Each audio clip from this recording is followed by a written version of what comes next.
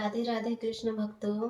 आज की वीडियो में हम अघन बृहस्पतिवार की उद्यापन विधि कैसे करना है और क्या करने से सौभाग्य का वरदान हमें मिलेगा, वो हम इस वीडियो में जानेंगे। आइए बताते हैं। हर गुरुवार को जैसे पूजा करते हो वैसे ही पूजा करना है, लेकिन जैसे आप दोपहर में करना चाहते हो या शाम को करना चाहते हो या सुबह तो बनता नहीं है, लेकिन आप दोपहर में या शाम को कर सकते हो। उससे पहले एक दिन पहले आप जितनी भी लेडीज को बुला सकती हो, जैसे 5 हो 7 हो या आपकी जितने भी पहचान में आ सकते हैं, उनको एक दिन पहले आमंत्रित दें। उद्यापन के दिन जब वो आते हैं तो उनका पैर धुलाना चाहिए।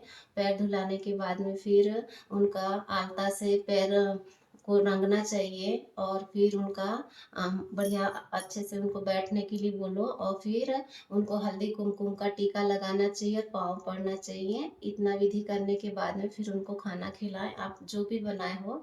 क्योंकि उद्यापन में और उस दिन पूर्णिमा भी रहता है, तो उस दिन खीर बनाने का ज़्यादा महत्व रहता है, क्योंकि माता लक्ष्मी को खीर का भोग अति प्रिय है। बहुत मतलब पसंद करती हैं खीर का भोग उनको लगाने से। खीर बनाएं, पूड़ी बनाएं, जो भी आपके सामर्थ्य में हो बना सकते हैं, लेकिन खीर जरूर बनाइएगा। खीर का ज़्यादा महत्व बताया गया है। खीर और फिर उनको जो भी मतलब अपने घर में आपने जो भी बनाया है उसको प्रेम पूर्वक सभी लेडी जितनी भी लेडीसें आई हैं उनको खिला करके फिर खुद ही से थाली उठाना चाहिए, दूसरे को नहीं उठाने देना चाहिए। क्योंकि अगर कोई दूसरा थाली उठाता है तो फिर हमारा जो भी हम पुण्य कर रहे हैं वो हमें पुण्य का प्राप्ति नहीं होता है। खुद से थाली उठाओगे तो जो भी आपने पूजा पाठ किया है ना तो उसका पुण्य मिलता है, इसलिए खुद ही से थाली उठाना। उसके बाद में फिर आप जैसे सुहाग की सामग्री लाते हो ना तो ऐसे ही नहीं देना चाहिए। कई लोग पॉलिथीन में दे देते हैं, कई लोग ऐसे हाथ में दे देते हैं। ये गलती जरा भी ना करिएगा। मैं अभी इसकी विधि बताऊंगी कैसे देना है, कैसे मतलब क्या करना है, इसका विधि मैं आगे बताऊंगी आपको। फिर हम माताओं का पूजा करने के बाद खाना वाना हो जाता है, उसके बाद में फिर जब वो घर जाने लगे तब फिर क्या कीजिएगा, ये देखिए। जैसे आप माता रानी को जैसे अपना साड़ी बिंदी चूड़ी जो भी आप चढ़ाते हो तो इससे थोड़ा सा बड़ा टोकनी लाइए। ये देखिए बांस की टोकनी है ये। इससे अपने लिए जैसे लाना रहता है ना तो इतना बड़ा लेकर के आए, उसी में अपना जो भी सामग्री चढ़ाते हो चूड़ी बिंदी आलता कुमकुम जो भी चढ़ाते हो उसमें रख के चढ़ाना चाहिए। क्योंकि उसमें रख के चढ़ाने से अपने को सौभाग्यवती का वरदान मिलता है। और इसमें वो अपने ही पास में रहेगा। जो माता के पास में चढ़ाओगे ना वो अपने ही पास में रहेगा, उसको किसी को नहीं देना है। जब आप 7 सुहागन को बुलाओ या 5 को बुलाओ, जितने को भी बुलाओ आप उनको उनको देने के लिए आप ऐसे छोटे छोटे लेकर के आइएगा। मार्केट में मिल जाते हैं, डलिया टुकना वाले के पास में आसानी से मिल जाता है। देखो मैंने लाई हूँ, ज़्यादा महंगी नहीं है, ये 20 रुपए की है ये देखिए। इसी में आप चूड़ी रखें बिंदी रखें, जितनी भी आप चूड़ी दे सकते हो बिंदी दे सकते हो, जो भी आप सामग्री देना चाहो इसमें रख करके देना चाहिए। इससे क्या होता है, बांस की टोकनी में सुहाग का सामान देने से हमको सौभाग्यवती का वरदान तो मिलता ही है, लेकिन बहुत अच्छा भी होता है। माता रानी भी प्रसन्न होती है। आपने किसी वीडियो में सुना भी होगा, प्रदीप मिश्रा ने बांस की टोकनी का कितना बड़ा महत्व बताया है। अभी तक के मैंने इतना सारा वीडियो देखी हूँ, लेकिन अभी किसी ने ऐसी बांस की टोकनी में सुहाग का सामग्री नहीं दिया है।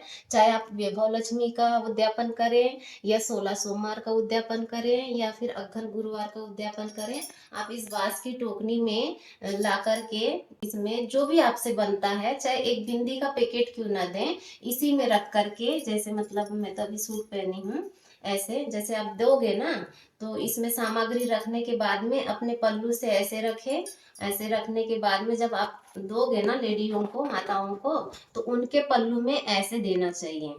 ऐसे ऐसे देने के बाद में फिर उनका पाँव छुए, जितने भी माताएं आई हैं उन सभी को इसी टाइप में का देना चाहिए। देने के बाद में फिर उनका पाँव छुए बड़े आदर सम्मान के साथ में, और फिर उनको अच्छे से फिर विदाई करें। और इसमें चाहे आपसे कितनी भी मतलब आपसे जितना भी बनता है इसमें बिना दक्षिणा का दान नहीं करना चाहिए। चाहे आप 1 रुपया डालो, चाहे 11 रुपया डालो, चाहे 51 रुपया डालो, जो भी सामग्री दोगे ना सुहाग की, तो उसमें दक्षिणा ज़रूर डालिएगा, है ना?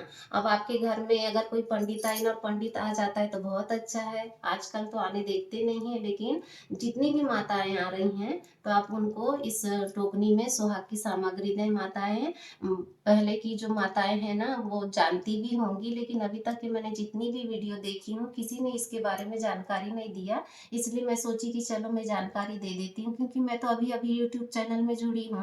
पहले से जुड़ी नहीं थी, नहीं तो मैं काफ़ी पहले से इसकी जानकारी दे देती। 2025 में 4 तारीख का पड़ रहा है पूर्णिमा और लास्ट गुरुवार पड़ रहा है। जो भी माताएँ, जो भी बहनें इस घन बृहस्पतिवार को अगर उद्यापन करते हैं, तो ज़रूर से ज़रूर ये वाला विधि अपनाइएगा। बाँस की टोकनी में मतलब अपना सुहाग की सामग्री दें और अपना आशीर्वाद प्राप्त करें। कलश कैसे उठाएँ ये भी जान लीजिए। अगले दिन शुक्रवार के दिन सुबह नहा धो कर के कलश का पानी अपने कोई भी गमला में ठंडा कर दीजिए और वहाँ की जितनी भी सामान है, जैसे सुहाग का सामान है तो खुद ही रखिए, दूसरे को नहीं देते हैं वाला सामान।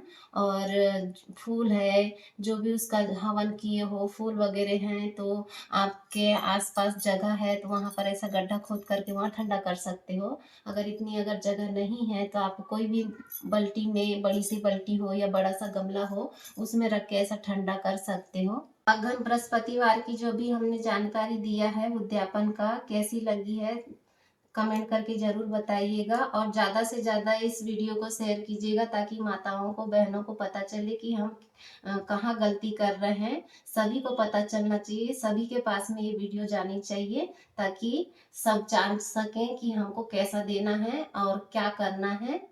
फिर मिलते हैं अगली वीडियो में। राधे राधे।